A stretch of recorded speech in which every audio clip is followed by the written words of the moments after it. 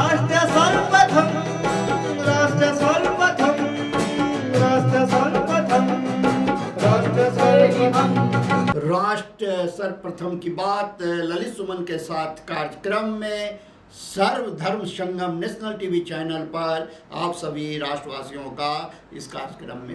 हिमाचल प्रदेश के मंडी जिले के सरकाघाट विधानसभा के संधौल में आज भाजपा के राष्ट्रीय अध्यक्ष जगत प्रकाश नड्डा ने स्थानीय उम्मीदवार रजत ठाकुर के पक्ष में चुनावी प्रचार किया। नड्डा ने मोदी सरकार की तारीफ करते हुए कहा कि प्रधानमंत्री मोदी 8 वर्षों से अपनी दिवाली सैनिकों के बीच मना रहे हैं। देश की सुरक्षा को लेकर पीएम मोदी ने सेना को खुली छूट दी है ताकि देश की सीमाएं सुरक्षित हों और आतंकवाद को मुंहतोड़ जवाब दे।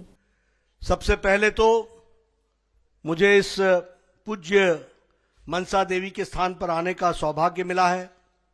मैं देवी को नमन करता हूं और उनसे ऊर्जा और शक्ति लेकर के अपनी बात आप सबके बीच में रखना चाहता हूं। वैसे ठाकुर महेंद्र सिंह जी, जिनकी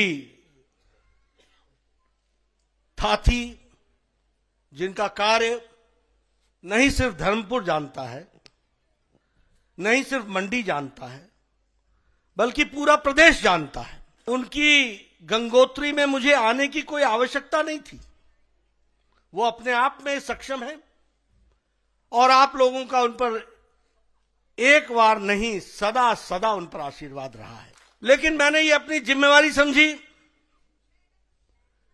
कि अब महेंद्र जी अपनी जिम्मेवारी को रजत के कंधों पर डाल रहे हैं, तो मैं भी जरूर, आवश्यकता तो थी नहीं लेकिन फिर भी मैंने कहा कि मैं यहां जरूर आऊंगा और आप लोगों से रजत के लिए अपील जरूर करूंगा। मित्रों, सही फैसले होते हैं तो सही निर्णय निकलते हैं, गलत फैसले होते हैं तो गलत निर्णय निकलते हैं। आज हमारे एक्स सर्विसमैन यहां पर इतनी बड़ी संख्या में बैठे हैं, दूर दराज इन्होंने बॉर्डर पर जाकर के देश की रक्षा की है।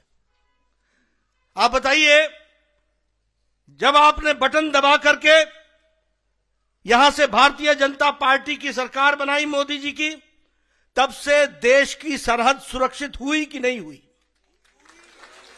हुई कि नहीं हुई? एक जमाना था पुंछ में गोली चलती थी,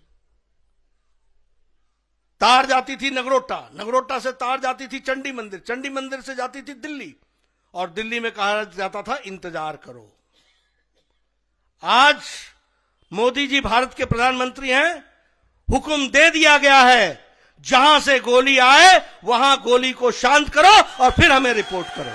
आज हम चौगुना हमारा एक्सपोर्ट डिफेंस का बढ़ गया है। एक समय था हम असला खरीदते थे, आज हम असला दुनिया को दे रहे हैं और 4 गुना। ये मोदी जी का करिश्मा है, ये मोदी जी का नेतृत्व है। एक भारत का प्रधानमंत्री 8 वर्ष जब से प्रधानमंत्री बने हैं, उनकी दिवाली कहीं और नहीं मनती, वो जवानों के साथ सरहद पर मनती है। इसको हमको समझना। राज्य निर्वाचन आयोग ने आज दिल्ली नगर निगम चुनाव 2022 कार्यक्रम की घोषणा कर दी है। एमसीडी चुनाव 4 दिसंबर को होने हैं, वहीं इसकी मतगणना 7 दिसंबर को होगी। दिल्ली राज्य निर्वाचन आयोग के कमिश्नर विजय देव ने बताया कि इस बार दिल्ली में 250 वार्ड निर्धारित किए गए हैं, तो वहीं एमसीडी चुनावों की घोषणा होते ही दिल्ली का सियासी पारा बढ़ गया है। एक तरफ भाजपा में चुनाव टिकट को लेकर सरगर्मियां बढ़ रही हैं, तो वहीं आम आदमी पार्टी चुनाव से पहले ही जीत के दावे ठोक रही है। फ्रेंड, जैसा कि आप सभी को पता है that state election commission is a constitutional authority which is mandated with the task of conduct of municipal elections in Delhi. The term of the last 3 municipal corporations of Delhi houses expired in May this year. और जैसा कि आपको पता है कि उस समय वो चुनाव नहीं किए जा सके क्योंकि कॉन्स्टिट्यूशनल प्रोविजंस के तहत एक पार्लियामेंट्री स्टैट्यूट चेंज किया गया, जिसमें कि डीएमसी एक्ट की अमेंडमेंट हुई और पूरी दिल्ली में एक यूनिफाइड सिंगल म्यूनिसिपल कॉरपोरेशन की स्थापना की गई। So the previous 3 municipal corporation cease to exist और इसके तहत सेंट्रल गवर्नमेंट के पावर्स को यूज़ करते हुए जो दिल्ली के अंदर वार्ड्स के नंबर की फिक्सेशन सेंट्रल गवर्नमेंट की पावर है, उसके तहत 250 वार्ड्स निर्धारित किए गए और ये 250 वार्ड्स के लिए अब इलेक्शन करवाए जाएंगे। ये जो 250 वार्ड्स हैं, इसमें जो स्टैट्यूटरी प्रोविजंस हैं कि 2011 के सेंसस के हिसाब से जो शेड्यूल्ड कास्ट की पॉपुलेशन की परसेंटेज थी, दैट वाज 16.72%। उसके हिसाब से 250 वार्ड्स में से 42 सीट्स को एससीज के लिए रिजर्व किया गया है और वहीं प्रावधानों के तहत जो विमेन की रिप्रेजेंटेशन है, जिसमें कि स्पेसिफिक प्रोविजन है कि not less than 50% of the reserved seats and also not less than 50% of the remaining seats. उसके तहत out of the reserved seats 21 seats को विमेन के लिए रिजर्व किया गया है एंड अदर सीट्स में से 104 सीट्स के लिए विमेन के लिए रिजर्वेशन की गई है और उसके तहत एज ऑन टुडे 1,46,73,847 वोटर्स हैं। पोलिंग स्टेशंस की बात की जाए तो 2017 के एमसीडी के इलेक्शंस में हमारे पास 13,138 पोलिंग स्टेशंस थे, जो कि अब रीड्राइंग करने के बाद 13,665 पोलिंग स्टेशंस होंगे। एमसीडी के इलेक्शंस हैं, पिछली बार की तरह इलेक्ट्रॉनिक वोटिंग मशीन्स को यूज़ किया जाएगा। 1 लाख से ज़्यादा स्टाफ की डिप्लॉयमेंट इसमें की जाएगी। आज से ही model code of conduct force में आ जाएगा। So friends, for the schedule, as I said, from today the model code of conduct will come into force with immediate effect. The issue of notification which calls upon the wards to elect councillors and which also commences the nomination filing will be on Monday, 7th November. The last date for filing the nominations is 14th of November, which is also a Monday. Scrutiny of nominations will be on 16th of November, which is Wednesday. The last date for withdrawal of candidatures is 19th of November, that is Saturday. The date of poll, if necessary, as is always mentioned, is 4th of December, which is Sunday. And the counting of votes will be done on 7th of December, which will be Wednesday. And the completion of the entire electoral process will be done by 15th of December, which is Thursday. And like the earlier times, the hours of poll, like the previous time, will be from 8 a.m. to 5:30 p.m. Thank you very much.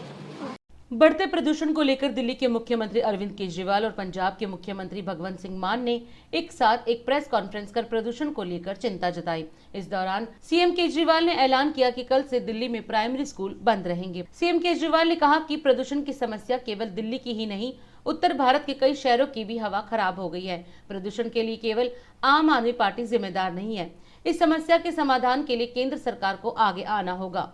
Delhi में हवा काफ़ी ख़राब हो गई है, प्रदूषण काफ़ी ज़्यादा हो गया है, लोगों को सांस लेने में दिक्कत हो रही है। क्योंकि ये समस्या केवल दिल्ली की नहीं है, ये पूरे नॉर्दर्न इंडिया की समस्या है।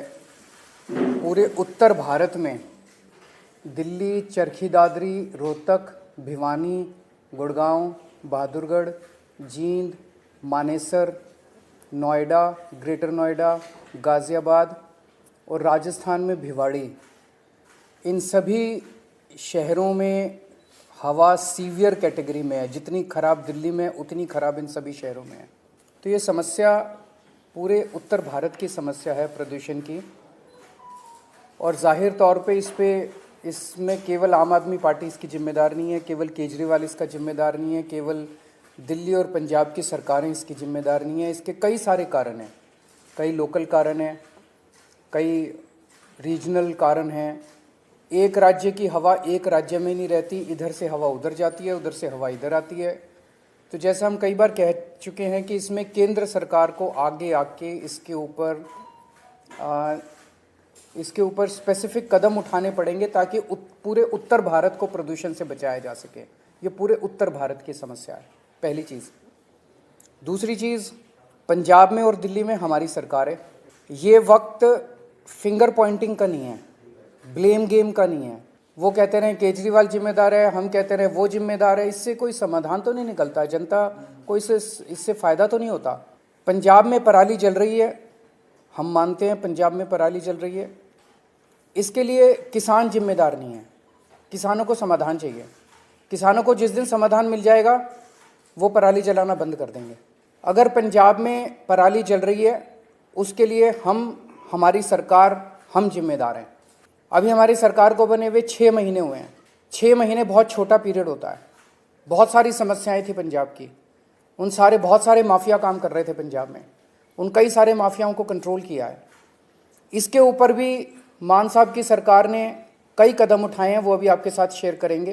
पराली के ऊपर पहला साल था, कुछ महीने का चंद टाइम मिला, कुछ कदमों में कुछ सफलता मिली, काफ़ी सफलता नहीं मिली।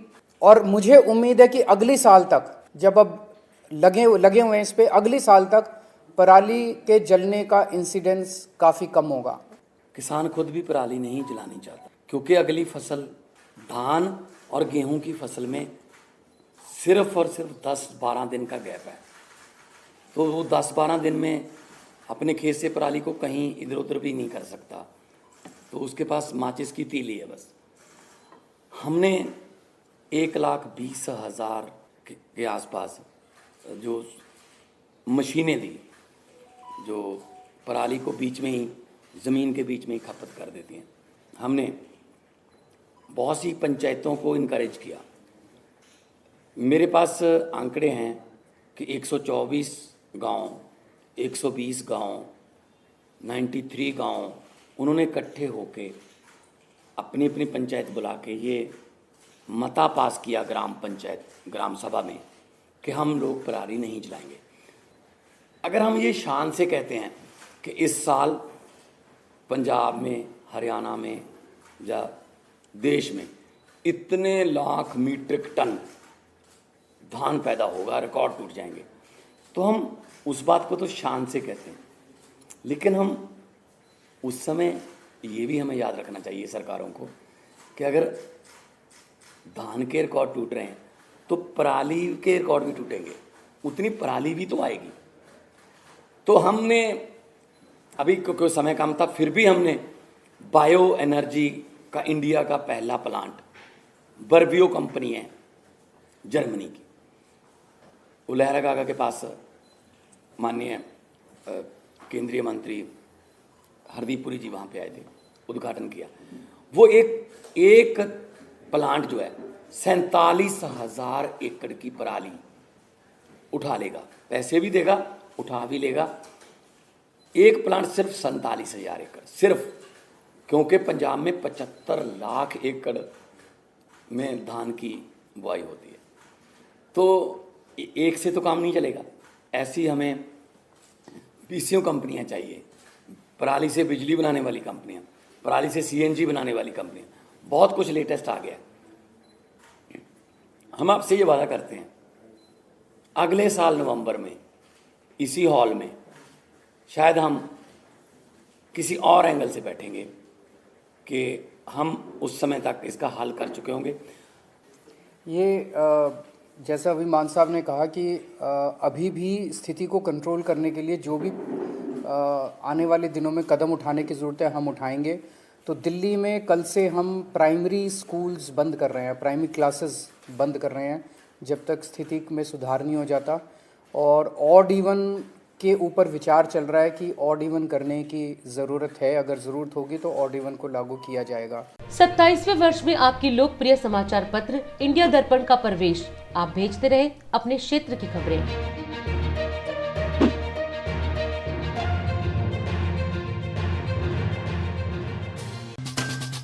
आज भारतीय कृषि अनुसंधान संस्थान पूसा इंस्टीट्यूट में डॉक्टर बी पाल सभागार में धान की पराली प्रबंधन पर एक दिवसीय कार्यशाला कार्यक्रम आयोजित किया गया, जहां पर केंद्रीय कृषि मंत्री नरेंद्र सिंह तोमर मुख्य अतिथि के रूप में आए और यहां स्वागत एवं कार्यक्रम की पृष्ठभूमि निदेशक डॉक्टर अशोक कुमार सिंह ने की। मैं समझता हूँ अच्छा ये होगा कि राजनीति में काम करने वाले लोग, सरकारों में रहने वाले लोग पराली से निजात कैसे पाएं, इस पर काम करें। पराली के विषय को लेकर केंद्र सरकार ने लगभग अभी तक 18-19 से 3,138 करोड़ रुपया राज्य सरकारों को दिया है। अनेक राज्य सरकारों ने अच्छा काम किया है और वो धीमे धीमे सकारात्मक रास्ते पर बढ़ रही है। पंजाब को हम लोगों ने 1400 करोड़ से अधिक रुपया दिया है। 2 लाख मशीनें खरीदी गई राज्य सरकारों के द्वारा। 2 लाख मशीनें इतनी होती हैं कि राज्य सरकार अगर एक बार तय कर ले तो निश्चित रूप से उससे निजात पाई जा सकती है। और सबसे अच्छा उपक्रम है पूसा डीकम्पोजर, जो ICAR के हमारे वैज्ञानिकों ने इजाद किया है। बहुत सारे किसान उसको उपयोग कर रहे हैं। पूसा डीकम्पोजर का और उपयोग बढ़े, इसके लिए आज हम लोगों ने एक कार्यशाला आयोजित की है। इस कार्यशाला में वे किसान भी हैं जिन्होंने डीकम्पोजर का उपयोग किया है, वे कंपनियां भी हैं जो डीकम्पोजर को विस्तार दे रही हैं, और वे किसान भी हैं जो डीकम्पोजर की तरफ बढ़ना चाहते हैं। इसमें वैज्ञानिक भी हैं, सरकार भी है। अगर किसी को किसी प्रकार की कठिनाई आती है तो निश्चित रूप से वो इस कार्यशाला में व्यक्त कर सकता है। उसके समाधान की दिशा में हमारे वैज्ञानिक आगे बढ़ेंगे। लेकिन पूसा डीकम्पोजर का प्रयोग बहुत ही सफल है, सरल है। मैं आपके माध्यम से राज्य सरकारों को भी आग्रह करना चाहूँगा और किसान भाइयों बहनों को भी आग्रह करना चाहूँगा कि पूसा डीकम्पोजर का उपयोग ज़्यादा से ज़्यादा करें, जिससे जमीन की उर्वरा शक्ति की भी रक्षा हम कर पाए। केंद्र ने 3,138 करोड़ रुपया दिया है। अभी 5-6 दिन पहले ही सभी राज्यों के साथ बैठक की है, जिस बैठक में सभी राज्य के अधिकारीगण या मंत्रीगण उपस्थित थे। आज भी ये कार्यशाला यहाँ संपन्न हो रही है। आज भारतीय कृषि अनुसंधान संस्थान पूसा ने एक दिवसीय पराली प्रबंधन के ऊपर कार्यशाला का आयोजन किया, संयुक्त रूप से जिसका आयोजन भारतीय कृषि अनुसंधान संस्थान एवं नर्चर फार्म UPL के सहयोग से किया गया। इस कार्यक्रम में हमारे 200 से अधिक किसान ने हिस्सा लिया। किसानों के साथ साथ हमने हरियाणा, पंजाब, दिल्ली और पंजाब से जो किसान इस पूसा डीकम्पोजर का इस्तेमाल कर रहे हैं उनको विशेष रूप से आमंत्रित किया, ताकि किसान उसको दूसरे किसानों के अनुभवों से सीख ले सकें।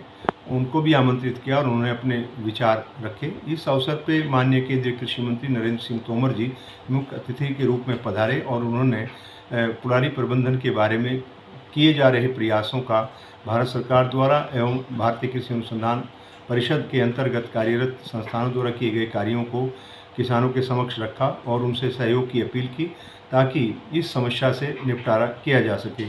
इस अवसर पर खेतों के अंदर ले जाकर के किसानों को प्रदर्शन भी दिखाया गया, जिसमें धान की कटाई के बाद 25 दिन के बाद बुआई के लिए किस प्रकार से खेत की तैयारी होती है और किस प्रकार से ये पूसा डीकम्पोजर कार्य करता है, उसके बारे में किसानों को साक्ष्य रूप में प्रदर्शन दिया गया और किसानों ने इस प्रदर्शन में सम्मिलित होकर अपनी खुशी जाहिर की कि ये हमारे लिए और कृषि के लिए एक बहुत अच्छा अवसर है, जिसके माध्यम से हम अपनी खेती को बेहतर कर सकते हैं।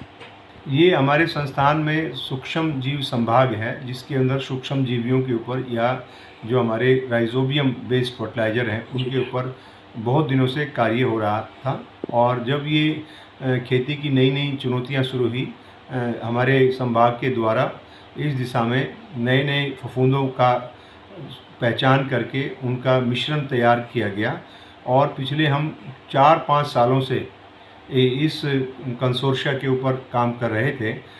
जैसा कि हम जानते हैं कि अक्टूबर अंत में और नवंबर के शुरू के सप्ताह में अक्सर धान की पराली जलाने की समस्या होती है, जिससे प्रदूषण होता है, चारों तरफ धुआं फैल जाता है।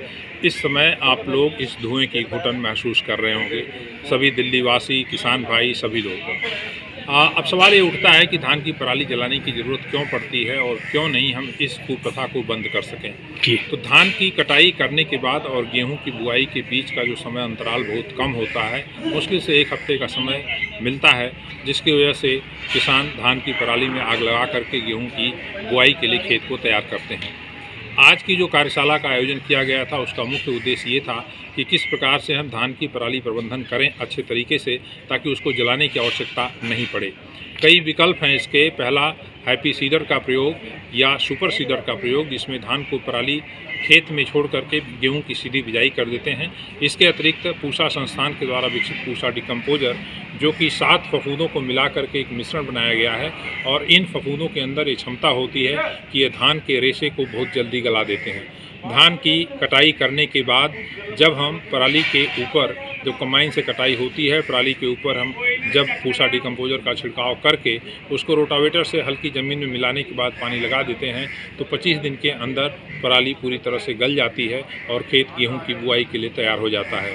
इस विषय पर चर्चा करने के लिए और पूसा डिकम्पोजर का व्यावसायिक स्तर पर उत्पादन करने के लिए जो कंपनीज हमारे साथ जुड़ी हुई हैं, वो भी इस चर्चा में हिस्सा ले रही हैं। और इसके साथ ही साथ पंजाब, उत्तर प्रदेश, दिल्ली और हरियाणा के किसान भाई जो पूसा डिकम्पोजर का प्रयोग पिछले कई वर्षों से कर रहे हैं, वो भी और उनके अन्य साथी भी इस कार्यशाला में भाग लेने के लिए आए हुए हैं। माननीय केंद्रीय कृषि एवं किसान कल्याण मंत्री श्री नरेंद्र सिंह तोमर जी ने इस 1 दिवसीय कार्यशाला का उद्घाटन किया और इसमें कृषि सचिव भारत सरकार श्री मनोज आहूजा जी भी शामिल हुए और उन लोगों ने इस विषय पर अपनी बात रखी। दिल्ली में बढ़ते प्रदूषण को लेकर सरकार कड़े प्रयास कर रही है। इसी क्रम में दिल्ली सरकार ने कई बड़े फैसले लिए हैं। पर्यावरण मंत्री गोपाल राय ने शुक्रवार को एक प्रेस वार्ता में कहा कि दिल्ली में प्रदूषण गंभीर श्रेणी में है। उन्होंने बताया कि दिल्ली में सरकारी दफ्तरों में 50% कर्मचारी शनिवार से वर्क फ्रॉम होम करेंगे। वहीं प्राइवेट दफ्तरों के भी 50% कर्मचारी घर से काम करेंगे।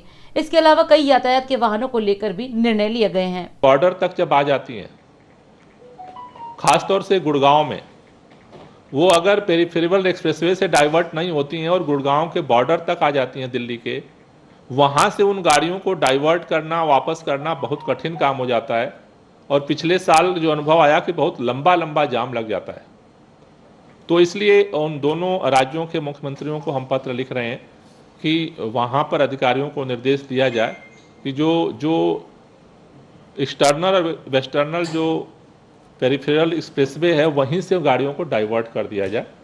उससे जो है, चूंकि इनका प्रवेश एनसीआर में भी ऑलरेडी बैन किया गया है, जो सीओक्यू ने ऑर्डर दिया है, तो वहीं से अगर डाइवर्ट हो जाएंगे तो दिल्ली के जो बॉर्डर पे जो जाम की सिचुएशन बनती है, उससे जो है वो मुक्ति मिल सकती है।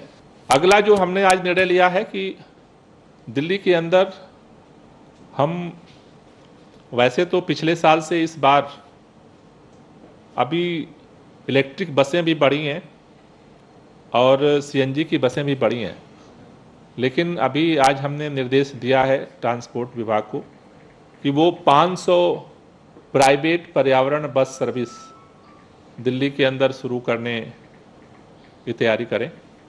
अगला जो निर्णय लिया गया है मीटिंग में कि दिल्ली सरकार के अंदर जो वर्कफोर्स है 50% वर्क फ्रॉम होम करेगी। जो प्राइवेट दफ्तर हैं उनके लिए भी हम एडवाइजरी जारी करने जा रहे हैं कि वो भी इसको फॉलो करें। दिल्ली में भाजपा ने आम आदमी पार्टी सरकार पर एक और घोटाले का आरोप लगाया है। भाजपा ने 3 एनजीओ के आंकड़ों का हवाला देते हुए दावा किया कि दिल्ली में मजदूरों को मदद के नाम पर फर्जीवाड़ा किया गया है। भाजपा प्रवक्ता संबित पात्रा ने कहा कि राजधानी में 2 लाख फर्जी निर्माण श्रमिकों का पंजीकरण हुआ है। पोल्यूशन केवल हवा या पानी में नहीं है, सबसे बड़ा पोल्यूशन होता है नीयत का पोल्यूशन। और जहां तक अरविंद केजरीवाल और आम आदमी पार्टी है, उनकी जो नीयत है उसमें पोल्यूशन है, उसमें खोट है।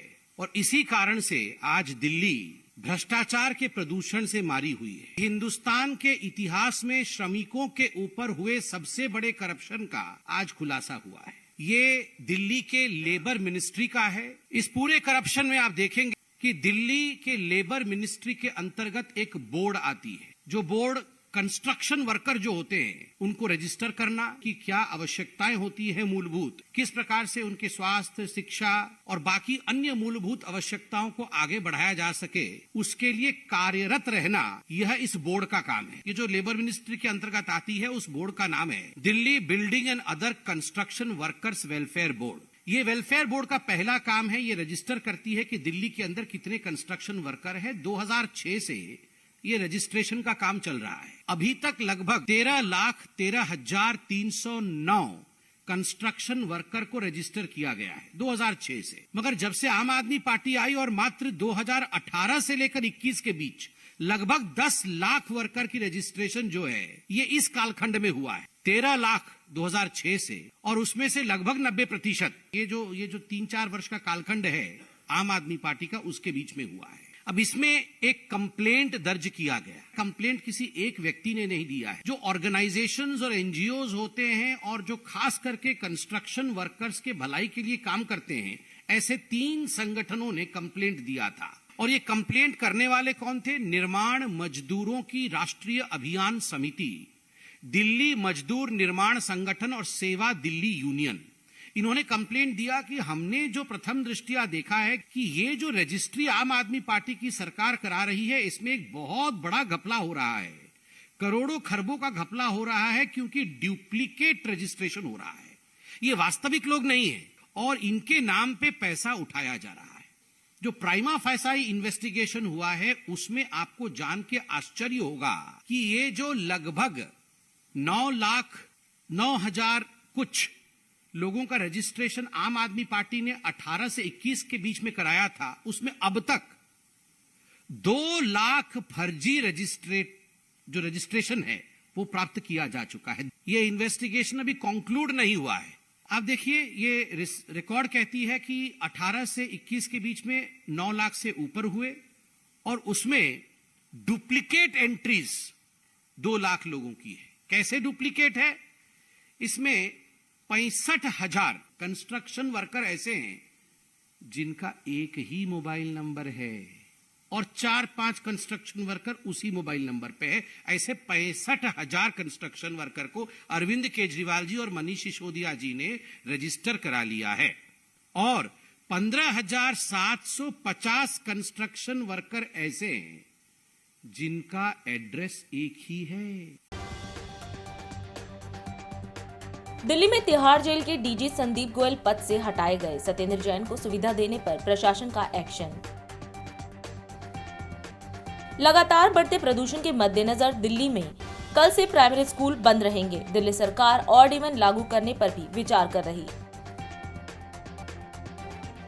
पाकिस्तान के पूर्व प्रधानमंत्री इमरान खान पर गुरुवार को हुए जानलेवा हमले के बाद शहबाज शरीफ सरकार एक्शन में आ गई है। सरकार ने इस्लामाबाद को सील करने का आदेश जारी किया। अयोध्या जा रहे मोटरसाइकिल सवार 3 युवकों की एक तेज रफ्तार ट्रक की चपेट में आने से मौत हो गई। जम्मू कश्मीर के पुंछ में शुक्रवार को भूस्खलन के बाद एक घर के ऊपर बड़े बड़े पत्थर गिरने से 3 लोग घायल हो गए। केरल उच्च न्यायालय ने राज्यपाल आसिफ मोहम्मद की ओर से जारी कारण बताओ नोटिस पर कुलपतियों के जवाब देने की अवधि को बढ़ाकर 7 नवंबर तक कर दिया। नाइजीरिया समेत 3 अंतर्राष्ट्रीय तस्कर गिरफ्तार, 17 करोड़ की कोकीन और हेरोइन बरामद। कर्नाटक में कांग्रेस के पूर्व नेता एसपी मुद्दाहनुमेगौड़ा, अभिनेता से नेता बने शशि कुमार और भारतीय प्रशासनिक सेवा के सेवानिवृत्त अधिकारी अनिल कुमार बीएच भारतीय जनता पार्टी में शामिल। राष्ट्रपति ने नागालैंड में पारंपरिक अंगामी गांव कोहिमा वार सेमेटरी का दौरा किया। अरविंद केजरीवाल के पास सिर्फ पॉल्यूशन है, सॉल्यूशन नहीं, बीजेपी का आप पर हमला। इंडिया दर्पण दैनिक को चाहिए sub editor, news editor, 6 video cameraman, 4 photographer, अनुभवी market executive, video editor, video graphics designer जिनका टीवी चैनल में काम करने का अनुभव 5 वर्ष, रिसेप्शनिस्ट व पीएन। हम आपसे फिर मिलेंगे अगले कार्यक्रम में। तब तक हम आपसे विदा लेते हैं। राष्ट्र सर्वप्रथम, वंदे मातरम, जाग उठा है भारत। राष्ट्र सर्वप्रथम, राष्ट्र सर्वप्रथम, राष्ट्र सर्वप्रथम, राष्ट्र सर्वप्रथम।